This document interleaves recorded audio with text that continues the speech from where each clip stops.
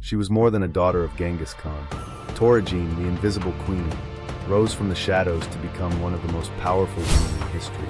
In a world dominated by war and politics, she forged alliances, crushed betrayals, and left an indelible mark on the Mongol. But her journey was far from easy, filled with challenges, conspiracies, and the weight of an empire on her shoulders. Join us as we unravel the untold story of Toragene, a ruler whose cunning and strength changed the course. Before we dive in, don't forget to like this video, subscribe to our channel, and hit the notification bell to stay updated on all our latest releases. Your support helps us bring more incredible stories like this to life. Genghis Khan's strategic alliance. The chill of the Mongol steppes carried the weight of decisions that would shape empires.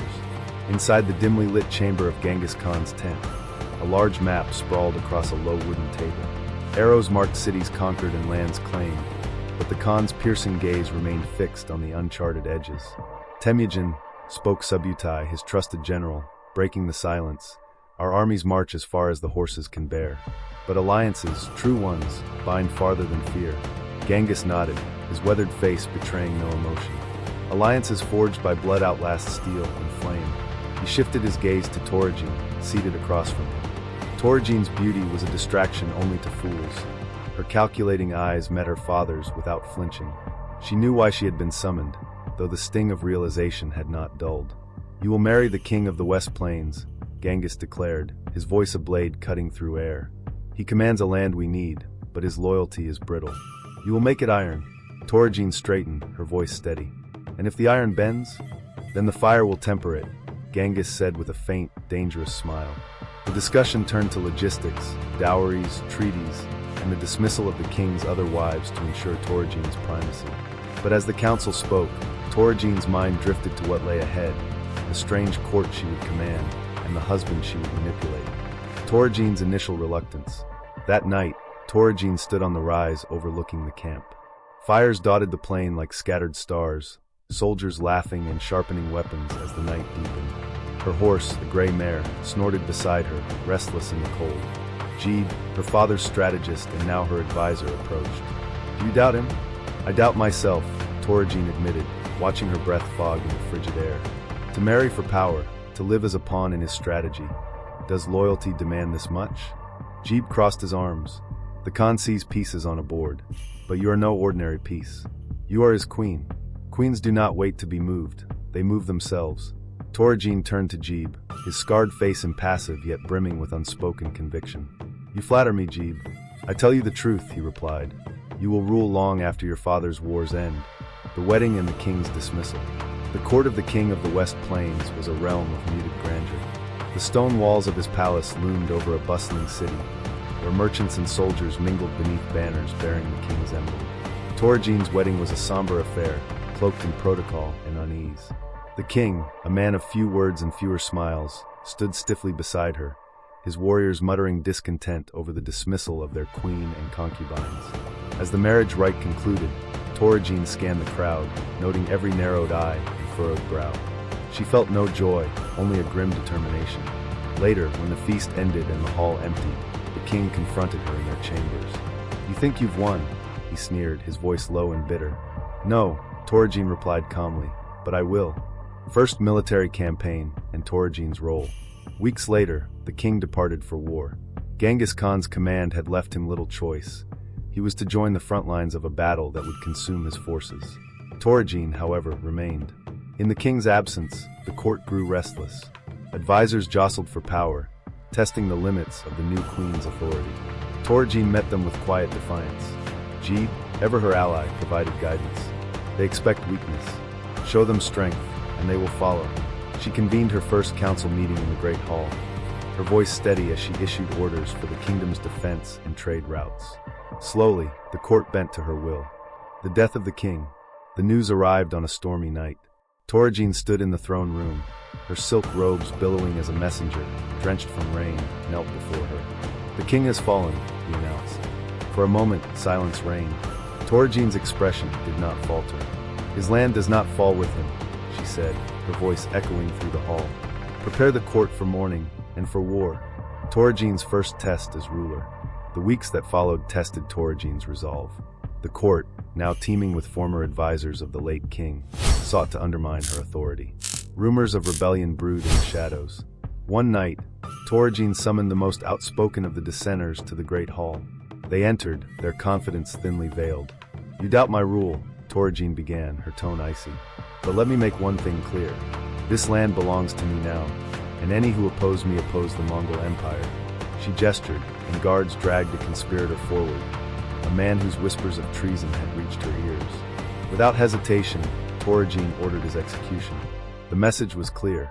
The court fell silent, their fear palpable. Genghis Khan's letter and Toragene's realization. A letter from her father arrived weeks later, carried by a swift rider. "You have done well," it read, written in Genghis Khan's unmistakable hand. "The kingdom is secure, and the empire grows stronger. But remember, Toragene, your loyalty is to the Mongol Empire, not yourself." Toragene held the parchment tightly, her eyes scanning the words again and again. She felt the weight of her father's expectations pressing down upon her. But for the first time, she also felt the stirrings of her own ambition. A desire not just to serve the empire, but to shape it. The unseen empire, she realized, was not her father's. It was hers. Toragene's consolidation of power. The sun rose over Toragene's kingdom, casting its golden light on the stone walls of her palace. Inside, the atmosphere was anything but serene. Advisors, military commanders, and courtiers filled the great hall, each with their own agendas. Toragene, seated on her gilded throne, exuded calm authority. Her voice carried across the hall as she addressed her council. "The stability of this kingdom is not a privilege, it is a necessity. Each of you has a role to play in ensuring it." Her words were met with nods, though some faces betrayed discontent. Among them was General Alachai, his piercing gaze fixed on her as though weighing her every word. After the council adjourned, Jeeb lingered by her side. "They'll follow for now," he said quietly. "But trust is not their nature." Toragene nodded, her expression unreadable. "They don't need to trust me, Jeeb. They need to fear failure more than they fear me." Alachai's rivalry emerges. In the weeks that followed, Alachai's discontent became more evident. His influence among the military ranks grew, and his whispered criticisms of Toragene's leadership spread through the palace. One evening, Toragene stood in her private chambers, reading a report from one of her spies. The words confirmed what she had suspected. Alachai was sowing dissent. Jeeb entered unannounced, his face grim. "Alachai gathers support from the old guard. He claims your rule is weakening the kingdom." Toragene placed the parchment on the table, her lips curling into a faint smile. "Let him play his games. He will soon learn that I play better." Toragene and Jeeb's alliance. Recognizing the threat Alachai posed, Toragene convened a secret meeting with Jeeb. They spoke late into the night, their voices low as they crafted a plan to neutralize the ambitious general. Jeeb leaned forward, his dark eyes sharp. "He won't act without allies. We need to expose his plans before he can strike." Toragene's mind worked quickly, considering her options. "Let him believe he has the upper hand," she said finally. "But when the time comes, we will make our move." Jeeb nodded, a glimmer of admiration in his gaze. "You're more like your father than you realize." Toragene met his eyes, her tone cool. "I'll take that as a compliment. A strategic move." Even as tensions simmered within her court, Toragene turned her attention outward. A neighboring kingdom had expressed interest in an alliance, and Toragene saw an opportunity to strengthen her position. She arranged a diplomatic meeting with the neighboring ruler, a shrewd man who valued power above all else. Toragene's reputation as a capable leader preceded her, and she used it to her advantage. "An alliance with my kingdom is an alliance with the Mongol Empire," she told him during their negotiation. "Together, we can secure our borders and expand our influence." The ruler agreed, though not without extracting concessions. Toragene returned to her court with a signed treaty, her position bolstered by the new alliance. Alachai's betrayal. The peace was short-lived. Alachai, emboldened by his growing support, made his move. He sent emissaries to an enemy kingdom, offering his assistance in exchange for their backing. The betrayal came to light when one of Toragene's spies intercepted a message detailing Alachai's plans. She summoned her inner circle to the war room. The intercepted letter spread out before them. Jeeb's voice was laced with anger. "He's aligned himself with our enemies. If we don't act now, he'll destabilize everything you've built." Toragene's expression was cold and determined.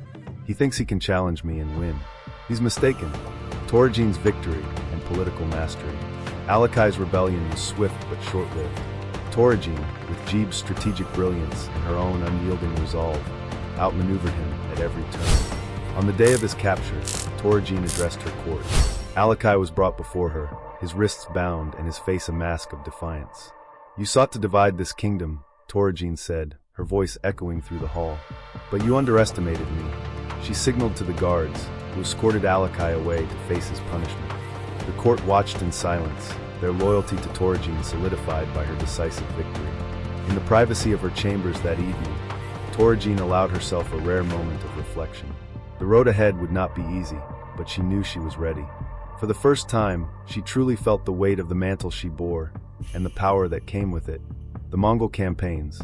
The autumn wind carried the scent of damp earth as Toragene stood atop the palace's watchtower, surveying the horizon. Messengers had arrived with a royal summons from Genghis Khan, demanding troops and resources for a new military campaign. "War never rests," Toragene murmured, handing the scroll to Jeeb. Jeeb scanned the parchment, his brow furrowing. "He seeks to expand westward. The supply lines will be stretched thin." Toragene nodded. "And yet, we cannot falter. Prepare the troops. We'll send our strongest battalion, along with enough provisions for 6 months. Make it clear to the commanders, failure is not an option." Toragene's personal growth. As the soldiers departed, Toragene retreated to her chambers, the weight of leadership pressing on her shoulders. She unfurled an old map, her fingers tracing the borders of her kingdom. For years, she had played her role dutifully, a pawn in her father's grand strategy. But now, she saw herself not as a piece on the board, but as the player moving the pieces. "I must think beyond survival," she whispered to herself. "I must build a legacy." That night, she convened a private meeting with Jeeb and her most trusted advisors. Together, they discussed not just the war, but the long-term strategies to strengthen the kingdom's economy and defenses. The return of the Mongol army. Months later, the Mongol army returned victorious, their banners high and their spirits higher. Toragene greeted the generals in the Great Hall, her face composed yet welcoming. "Your victories bring honor to the Empire," she said, raising a goblet of wine. "But with victory comes responsibility. Our enemies will not rest, neither can we." Among the returning soldiers were whispers of unrest in the outer provinces. The expansion had stretched the kingdom's resources, and some factions were beginning to question Toragene's rule. "We must act swiftly," Jeeb advised. "Address their concerns before they grow into rebellion." Toragene nodded, already planning her next move. The seeds of rebellion. The rumors of rebellion proved true. In a remote province, a coalition of disgruntled nobles and merchants had begun rallying against Toragene's authority. Toragene rode out with a contingent of her most loyal guards, determined to confront the dissenters personally. In the provincial capital, she convened a meeting with the leaders of the rebellion. "You speak of injustice," she said, her voice firm yet measured. "But do you not see the greater good? The Mongol Empire does not thrive on division." Some were swayed by her words, but others remained defiant. Toragene knew she could not win them all with diplomacy. That evening, she ordered a swift and decisive crackdown on the rebellion's leaders, ensuring that the province would remain loyal to the crown. A new challenge. No sooner had the rebellion been quelled than a new challenge arose. A distant cousin of Genghis Khan arrived at Toragene's court, his intentions cloaked in feigned respect. "Cousin," he said, bowing low, "I have come to offer my assistance in governing this vast and prosperous kingdom." Toragene saw through his ruse immediately. He sought not to assist but to undermine, his ambitions thinly veiled behind his charming demeanor. "You are welcome here," Toragene replied, her tone neutral. "But remember, this kingdom is mine to govern. Your assistance will be called upon only if needed." The court buzzed with speculation, and Toragene knew she would need to act carefully to maintain her position. Toragene's resolve.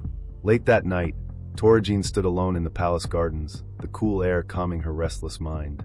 She thought of her father, of the empire he had built, and the legacy she was now tasked with preserving. "I am not just his daughter," she said aloud, her voice steady. "I am a ruler in my own right, and I will not let anyone take that from me." Her resolve hardened. Toragene returned to the palace, ready to face whatever challenges lay ahead. Toragene's challenge to her legitimacy. The echoes of discontent reverberated through the stone walls of the court as Toragene paced, her thoughts a tempest. In her kingdom, whispers of doubt had become open defiance. Factions questioned her legitimacy to rule. The power vacuum left by her husband's death had turned courtiers into wolves, circling, watching for any weakness. Toragene's closest advisors, led by Jeeb, urged caution, warning of traitorous intent among the nobility. "I must act swiftly," Toragene declared, her voice steady but fierce. "This is no longer my father's empire alone. It is my inheritance to defend." She called for private meetings with those she deemed loyal, including trusted generals, and planned a show of strength. A public decree reasserting her rule, backed by her father's authority, was issued. But she knew that words alone would not quash the growing resistance, the rising threat from the east. As if the court's discontent were not enough, grim news arrived. An Eastern empire had amassed forces near the border, testing the Mongol resolve. Toragene stood atop the battlements, watching the dust rise from distant enemy camps. Her fingers clenched the cold stone as she weighed her options. The threat was not only a test of the Mongol Empire's might, but a test of her own. Jeeb approached, his eyes hard but attentive. "You cannot show hesitation. The court must see you as decisive, or they will turn against you." Toragene nodded, determination burning in her chest.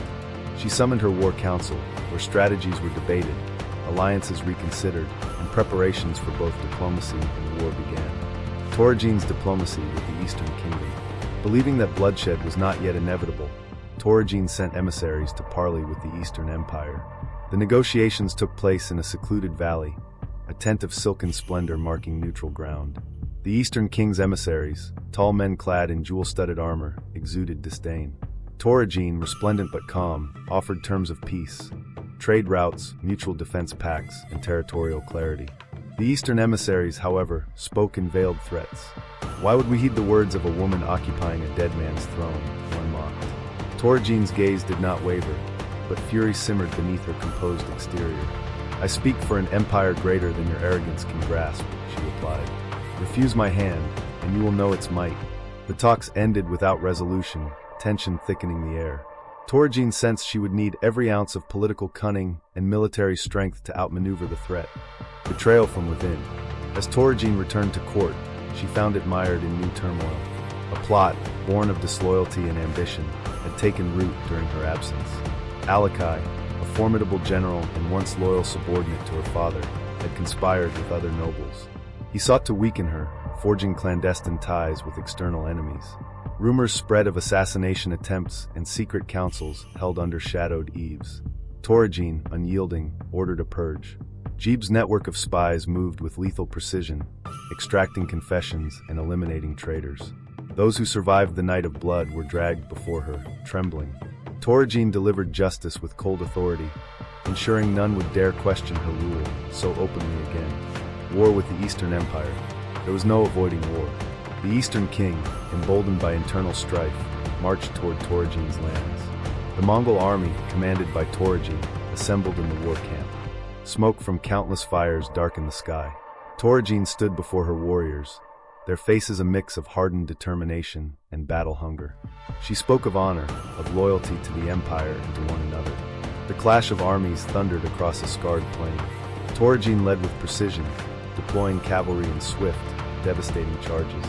She trusted Jeeb's tactical insight, but in the thick of battle, she herself became the symbol of Mongol resilience, rallying the faltering, striking fear into the enemy. Victory came at great cost. The Eastern King fell, but the fields were littered with the dead of both sides. Toragene, blood-streaked and weary, stood triumphant but haunted by the specter of future battles. Victory and consolidation of power. Back in her court, Toragene consolidated her grip on power. She rewarded loyalty generously and restructured governance to root out remnants of dissent. Advisors sworn to her alone were appointed to key positions, and treaties were enacted to prevent further external threats. In the solitude of her chambers, Toragene read a letter from her father. Genghis Khan's words were both praise and reminder. "The empire grows because of you. Never forget what it cost." She closed her eyes, acknowledging that her struggle was far from over. The path to power was paved with blood and ambition, and Toragene vowed to walk it without hesitation.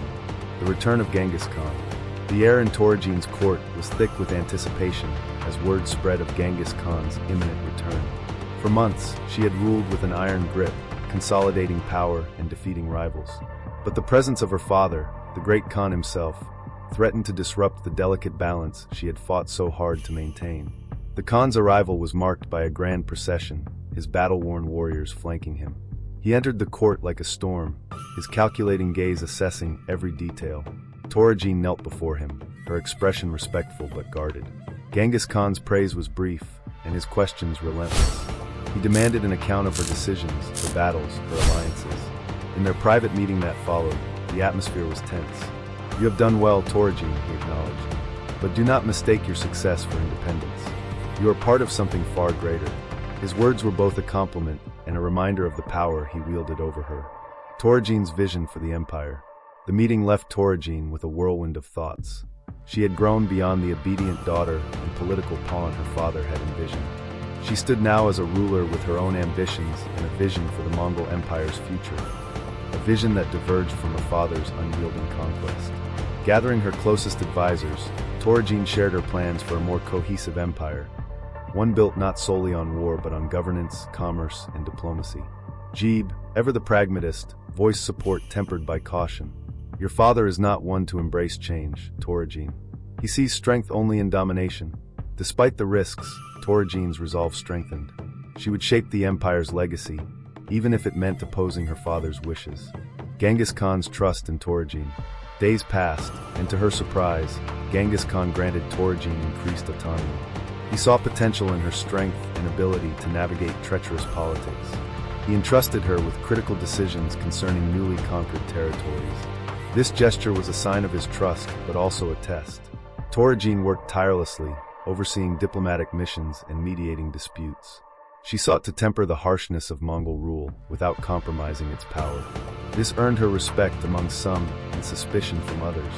She walked a knife's edge, aware that every decision would be scrutinized. One evening, Genghis Khan summoned her again. "Your actions have been bold," he remarked. "You walk a path I did not expect, but tread carefully. Too much ambition invites ruin."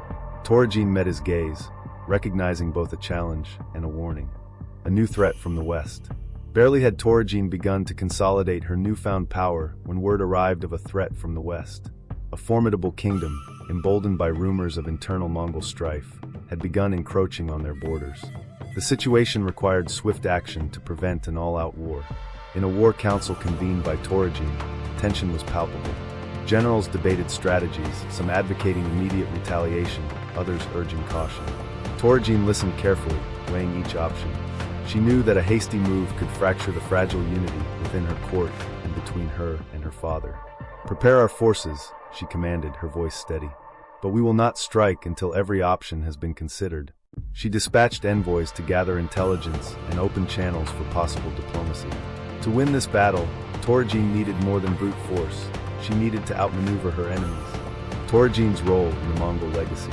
In the quiet moments between strategy sessions, Toragene found herself reflecting on her place within the Mongol Empire. Her victories and struggles were not just battles for survival, they were battles for legacy. She had risen from a pawn to a ruler, and now she sought to leave a mark that would endure. Sitting by a flickering fire in her chambers, Toragene penned a letter to her father. "The empire you built with blood and iron can become more than conquest," she wrote. "It can become an enduring legacy, not just for you, but for generations." Whether he would accept her vision remained uncertain, but she had to try. The next day, she gathered her advisors, sharing her resolve. "We are not just conquerors," she declared. "We are builders of a future that must endure beyond our lifetimes." Preparing for war and expansion. As the threat from the west loomed closer, Toragene's resolve hardened. She prepared her forces meticulously, rallying allies and securing provisions. Her leadership inspired loyalty among her people and fear among her enemies. She visited troops, speaking to them as both ruler and warrior, earning their respect and trust. The war council met once more, and this time, plans were finalized. Toragene's strategy combined swift strikes with fortified defenses, designed to exploit the enemy's weaknesses. As she stood before the assembled commanders, she felt the weight of her responsibility, but also the thrill of wielding such power. "Victory is not just survival," she told them. "It is a statement to the world that we are unbreakable." With her forces ready, Toragene knew that the coming battle would define her legacy and the future of the Mongol Empire. Toragene's rising influence. The victory against the Western threat had solidified Toragene's position in the Mongol Empire, and her influence continued to grow. Her rule was marked not only by military success, but also by strategic diplomacy and governance. Word of her leadership spread throughout the empire, with some hailing her as the true power behind the Mongol throne. But this newfound influence came with its own challenges. In the court, whispers of resentment grew louder among traditionalist factions who believed her place was behind the throne, not upon it. Toragene was aware of the scrutiny, but remained steadfast. She used her growing reputation to strengthen alliances, both within her kingdom and with neighboring territories. In a move that shocked the court, she announced a council of her most trusted advisors and included women of notable skill and influence. These women had proven themselves capable in matters of strategy, commerce, and politics. Toragene's declaration was clear. Women would no longer be mere pawns in the Empire's game. They would be players in their own right. The women of the Empire. The newly formed council gathered in Toragene's palace, its members a mix of seasoned leaders and younger women eager to make their mark. Among them was Saran, a skilled diplomat with a keen understanding of trade negotiations, and Ayushi, a warrior whose leadership on the battlefield had inspired countless soldiers. The inclusion of such figures was a bold statement against the patriarchal norms of Mongol society. Toragene addressed the council with a voice full of conviction. "We have fought alongside men, governed in their absence, and upheld this empire's strength. It is time for our influence to be recognized and wielded openly." The council's formation drew criticism from many quarters. Traditionalist leaders saw it as a challenge to their authority and an affront to their customs. They warned of the chaos that would ensue if women sought power beyond what tradition allowed. Toragene remained unbowed, countering their protests with examples of women's contributions to the empire's success. Saran proposed a series of trade reforms that would strengthen economic ties with neighboring regions, while Ayushi outlined plans to train more female warriors. The council's work began to take shape, setting a precedent that women could lead alongside men and excel. The first female general of the Mongol Empire, Toragene's decision to appoint a female general was her most controversial yet. She chose Ayushi, whose courage and tactical brilliance had won battles others thought unwinnable. The announcement sent shockwaves through the military hierarchy. Many commanders refused to accept a woman in such a position, openly questioning Toragene's judgment. "War is no place for women," spat one high-ranking general during a heated council meeting. Toragene's eyes flashed with resolve. "War is no place for cowards either," she retorted. "Yet you stand here instead of facing our enemies. Ayushi has proven herself in battle more than most of you." The room fell silent. Toragene's authority was unshakable. She tasked Ayushi with leading a campaign against a rogue faction threatening the Empire's southern borders. Success or failure would determine whether the Empire's view on women in command could be changed. A test of leadership. Ayushi's campaign was fraught with challenges. The rogue faction's forces were skilled and well-entrenched, making every victory hard-earned. Ayushi commanded her troops with precision and inspired loyalty through her bravery. Toragene closely followed the campaign's progress, knowing that its outcome would determine the future of her vision. In one pivotal battle, Ayushi orchestrated a daring maneuver that led to the enemy's encirclement and defeat. The victory was decisive, and her troops hailed her as a hero. News of the campaign's success reached the court, silencing many of Toragene's critics. Toragene greeted Ayushi upon her return, a glimmer of pride in her eyes. "You have proven that strength knows no gender," she said. "Together, we will continue to reshape this empire." Backlash and Intrigue. Despite Ayushi's triumph, not all were convinced. Traditionalist factions plotted in secret, seeking to undermine Toragene's reforms. They whispered of rebellions and stirred unrest in regions where their influence remained strong.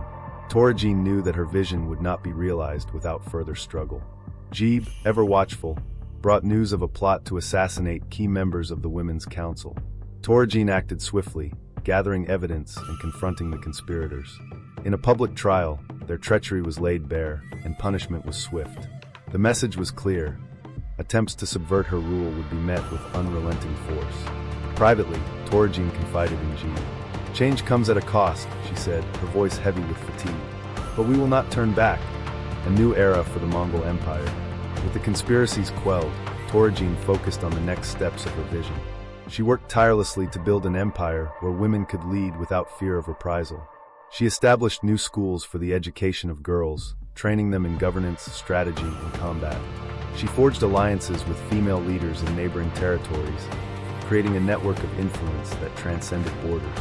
In a grand ceremony, Toragene proclaimed a new charter recognizing the rights of women within the empire. She stood before the assembled court, her voice unwavering. This is not the end of our struggle, but it is a beginning. An empire of strength must be built on more than conquest. It must be built on justice and unity. The announcement was met with mixed reactions, but Toragene had set the course for a new era.